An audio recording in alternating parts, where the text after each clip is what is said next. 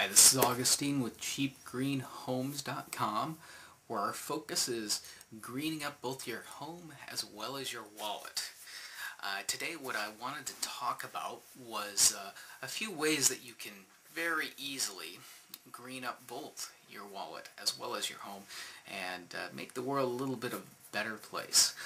First thing, and you may have heard this before, probably have, but I wanted to emphasize it because it is a big drain in terms of the environment. It's a big drain in terms of your wallet as well over time.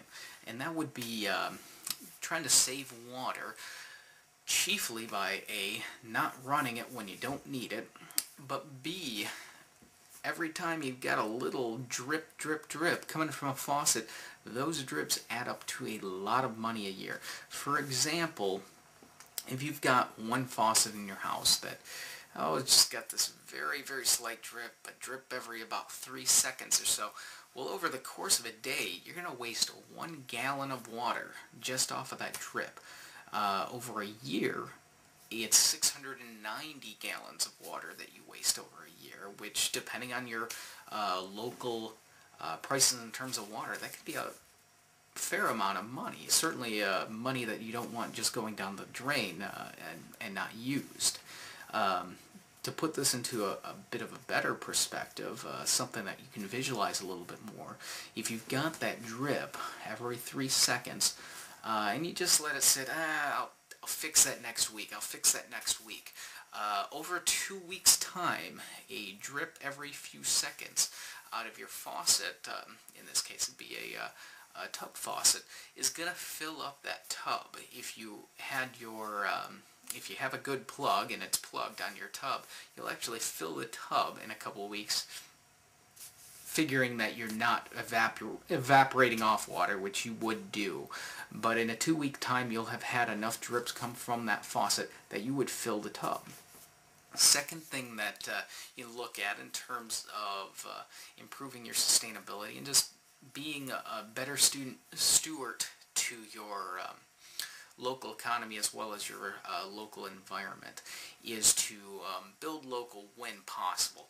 Now you're going to have to be a little careful about this in terms of cost, because building local, it's good to help the local economy. Sometimes though the big box stores are going to save you some money. However, by going local, you'll typically find at the mom and pop stores that they're a little more knowledgeable with respect to what projects you're interested in.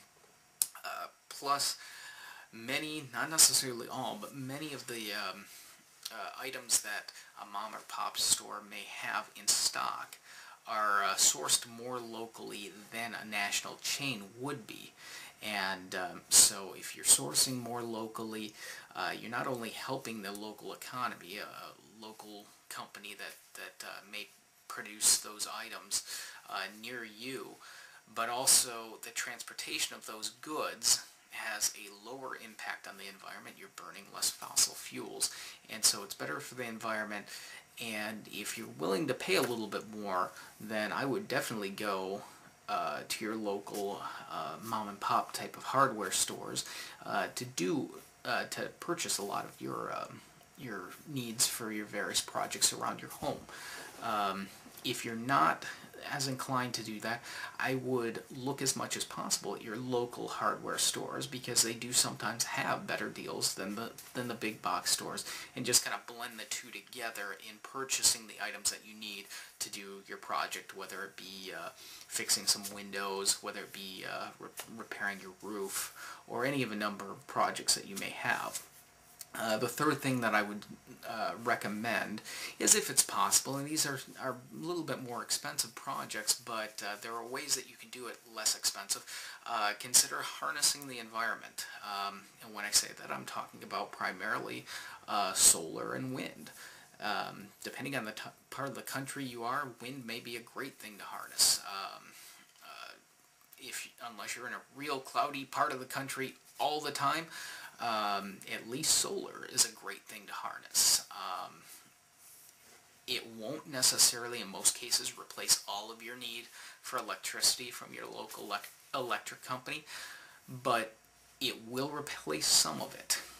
You can either go with new products sourced through a company that offers them, and you can do a web search to find those companies. Or what I would recommend is try to build these things yourself. In this day and age, it's not impossible to do these types of projects, to build your own solar panels or to build your own wind turbines.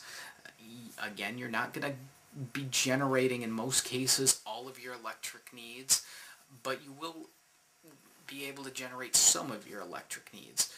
But what's even better is that right now, and this has been extended, and I'm telling you this in March of 2010, there are great energy credits that are available if you're a resident of the United States.